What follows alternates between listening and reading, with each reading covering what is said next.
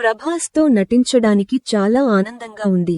మళ్లీ ఆయనతో కలిసి నటించే రోజు కోసం ఎదురుచూస్తున్నాను అని అనుష్క శెట్టి అన్నారు.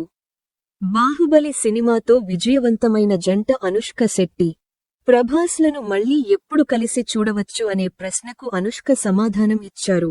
మంచి కథ వస్తే ప్రభాస్తో కలిసి నటించడానికి సిద్ధంగా ఉన్నానని అన్నారు. ప్రభాస్తో నటించడం చాలా ఆనందంగా ఉంది.